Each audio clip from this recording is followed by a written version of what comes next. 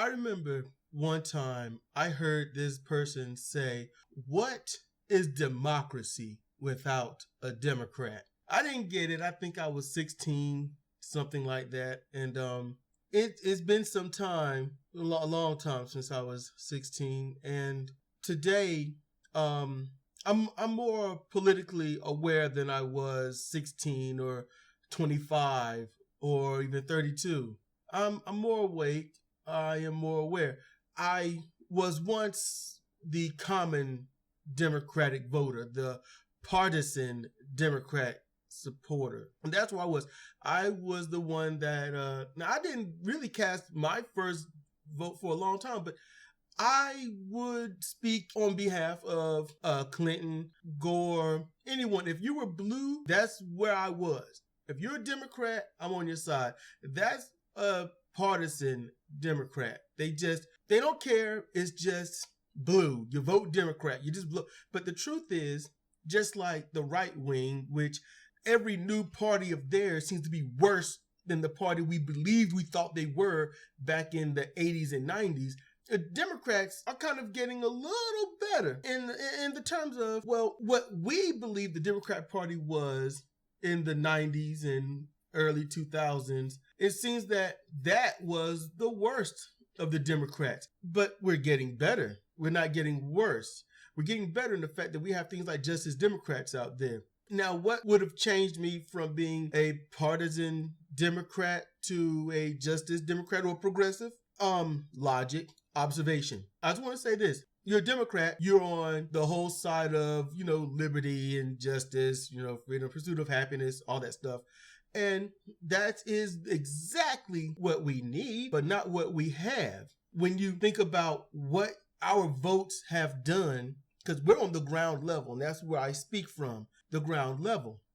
We run our daily chores, food, supplies, bills, clothes, a little social media, TV, a little relax from your weekly grind. But when we go vote, we don't realize we're voting for everything that happens to our lives. We don't realize that. So when we vote for Clinton, Bill Clinton, not George Clinton, he's the singer. I used to make that mistake quite often. But Bill Clinton, when we voted for him, it didn't take but a year before we heard reports out of California that there were record numbers of arrests. We heard it in, I think, Illinois, and we've also heard it, I think, somewhere in the southern Rust Belt area, but primarily California. And in those areas, what happened? Record number of arrests. The 3 strikes rule. You are gone. If you have a piece of an ounce, if you got grams of weed on you, you go to prison, but not for long. As weird as that was, it was never really for long. The second time, you go for a little bit longer. The third time, life. People going to prison for life for weed. Now, what happened? Remember? The prisons overflowed. And it wasn't not many years after that, just maybe 3 or 4 years, where there were so many people in prison for weed possession or smoking or the evidence thereof, that they had to release people from prison. Certain murderers, because weed is such a Schedule I drug, murderers and rapists were getting out of prison that were supposed to be serving consecutive life sentences. So keep that in mind, all right? These were black people, yeah, I know, but there were some Latinos and there was some whites here and there, but the target were minorities, blacks primarily. And, the super predators out there. You know who said that? That was Hillary. Then, you get the bastardization where Al Gore should have won the presidency by popular vote and electoral vote. But thanks to, I'm not going to get into it, but a combination of people in power,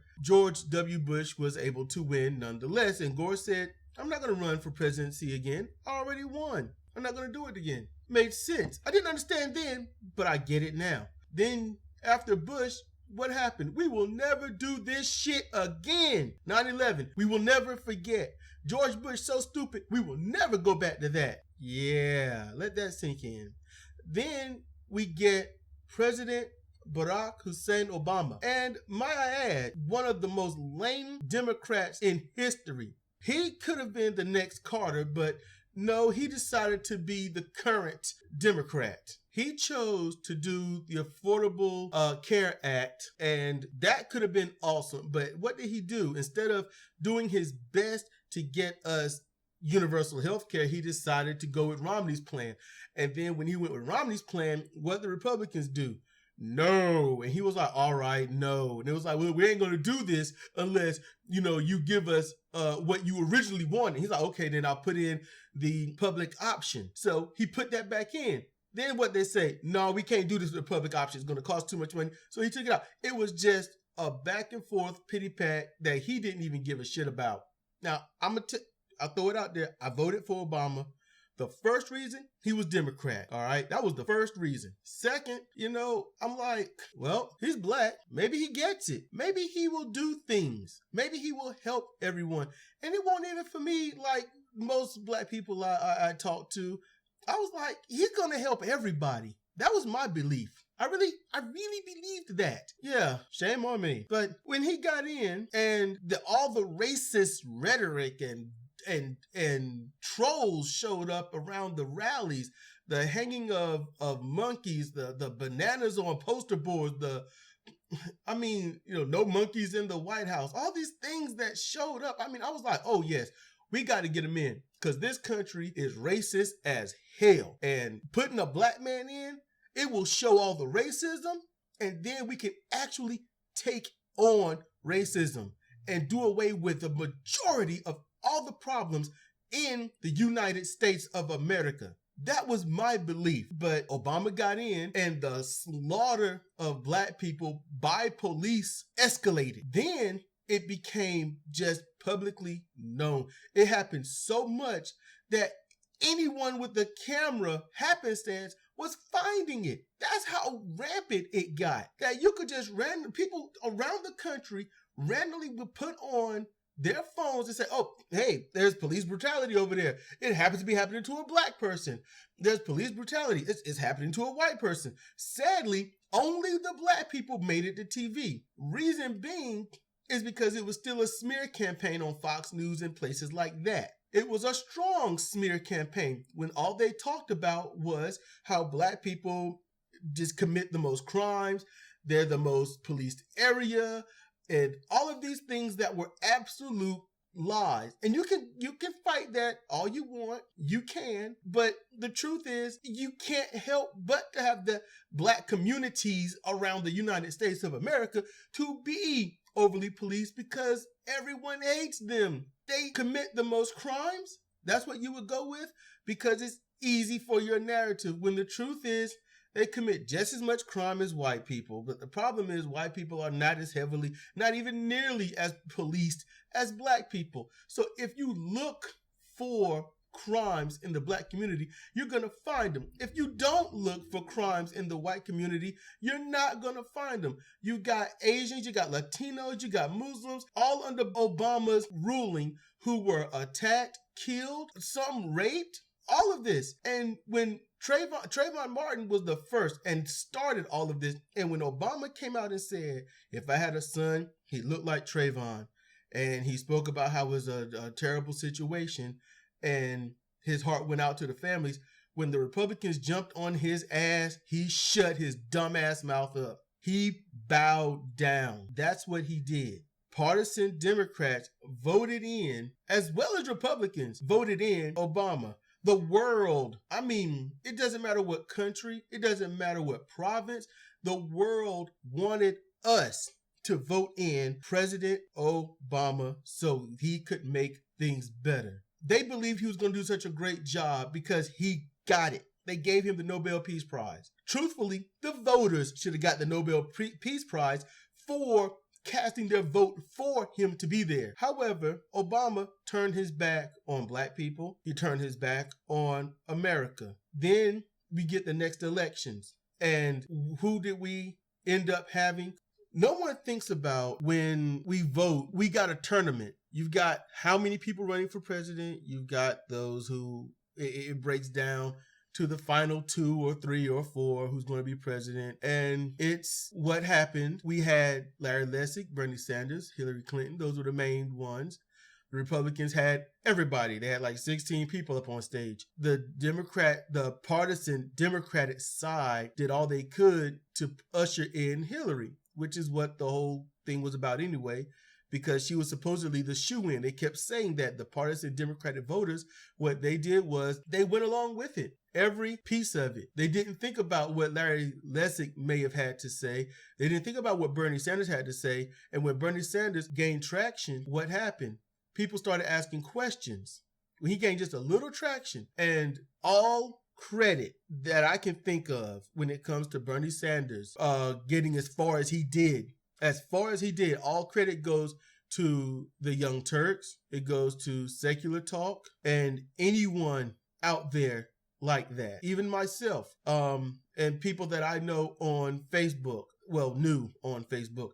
We all spread the word of Bernie Sanders best that we could. When you got the Young Turks and you've got Secular Talk with, at the time, a combined total of about 3 million subscribers, when most likely about 2.3 million of those would actually, are Democrat, they're probably going to spread the word to their friends. And when you got 10% of the total population, known population, spreading the word, then what happens is that spreads. It's like a virus. That's why things go viral. And the partisan Democrats had a chance to change, but they didn't. They hardlined. They went straight for Hillary. If you are not voting for Hillary, there's a special place in hell for you. Hillary, it was thrown out there in the partisan Democrats' face. Hillary was confronted by a black girl for Black Lives Matter. She shooed her away. She didn't want to hear it. I place a tiny bit of blame on that child, because she was not trying to hear Hillary. She just wanted to get her words out. That was the messed up part. But Hillary didn't help herself when she turns her back to that girl and says, now we can get back to the issues. That's not cool. But the partisan Democrats didn't want to hear that. Hillary was known for calling everyone the black people super predators. But the partisan Democrats didn't want to hear that. Hillary Clinton did a whole lot of things. She has her little private email server, which was not illegal, but you're thinking, wow, the Russians hacked it, got the information, and then put the information on WikiLeaks. So basically telling everyone how bad off Hillary must be. And what happened? The partisan Democrats, the voters, didn't even care. I'm for her. I'm for her. And if you're not, you're a misogynistic pig. They went full feminist retard. You never go full feminist retard. I know a lot of you saw that coming, but it's going to happen. And the partisan Democrats, they had to deal with, Bernie Sanders, he's better, but not Hillary, not a Clinton. And man, the problem is that the partisan Democrats were faced to see Bernie speaking that Obama game and living that life. Bernie Sanders lived that life. Hillary, she was not living that life. She didn't speak policy on how to help anyone. She was talking about how others should help themselves. She talked about how she's the victim.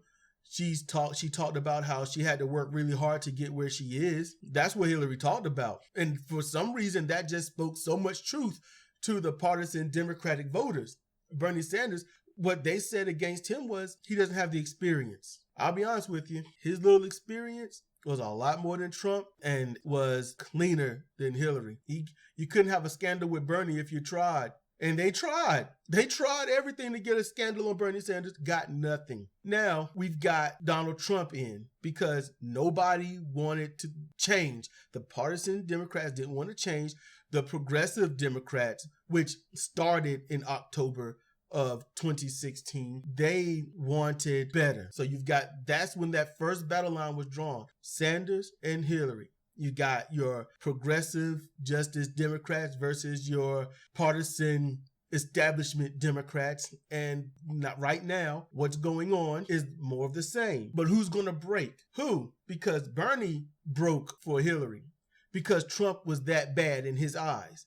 And anyone else is with brain one. I don't like to really go that route, calling anyone stupid for a vote. But as vile as Trump is, that Hillary would have been a little better. She wouldn't go the routes that he's going, but incrementally, We would have gotten tiny little good pieces, but she would have primarily gone to what Trump is doing, because that's what her donors would want. That's what Trump's donors want. That's what he's doing. Hillary would have just been smarter about it. And she damn sure wouldn't have been in that tight league with the Russians. Hillary was just in league with Walmart, who took out life insurance policies on their employees that they knew were going to die soon. I don't know if that's a good thing or not for you partisan Democratic voters. But the change has to come. Without a change, we can't get any better. You know, every time we find ourselves in the crosshairs of what's best to where we are, we find a way to go backwards a little bit and then blame everyone else. We have to stop that. And we can. It's easy. Right now, this whole thing with Trump and Russia is blowing up, and do not expect an impeachment. Besides, if he did get impeached, all it is saying you're going to court. That's all it means. It doesn't mean that he's going to be convicted. It doesn't mean he's going to lose his presidency. Impeachment does not mean that. It just simply means your ass is going to court. That's it. And we have the chance to become better, to unite, actually, to hear the truth, to learn the truth, and vote accordingly. Because while we're down here doing our thing, milling around, living our lives, doing what we can to get by, what they do on Capitol Hill is completely different. They aren't talking to you. They're not fighting over you. They're not fighting for you. They are fighting each other at their own level, and they are doing their best to get what they want and using you to get it. You are the cattle. You are what they feed off of. They can't be wealthy without you. And I know this was a long one, but I felt I had a lot to say. I want us to be better. I want all of you to become just as Democrats. I want you to become progressives, because the establishment Democrat, they aren't for you. Name the last time the Republicans came out and said anything of, and these are factual, we want the Bible to replace science, and there should be no higher than an 8th grade level. When you have bad health, you could turn to healthcare and all that, but it's best that you pray. We hate Saudi Arabia, we hate Russia, we hate China, but we're going to give them all of our jobs, all of our businesses. We're going to arm them the best that we can. That's what's going on. When was the last time any establishment Democrats spoke up against that? Because there are two Democrats, establishment and, progressive. And I don't hear the establishment speaking up, the Hillarys. I don't hear any of those supporters. I don't hear Debbie Wasserman Schultz. I don't hear Obama. I don't hear anybody who has power that's a Democrat speaking up against these things. I don't hear anyone speaking up against the Affordable Health Care Act. I don't hear anyone speaking up against Obama doing what he did and Trump doing exactly what he's doing now, because both failed. Their healthcare systems failed. Obama's was best for us, but that's because we're used to the crap we were getting, and we need better than that. We need to stop settling for little crumbs because we were getting nothing at first. We need to get better and get it today. I'm inviting anyone who's a partisan or establishment Democrat to become a Justice Democrat or a progressive. This is Sedrik Cannady for Comparative Reasoning. Thank you for listening.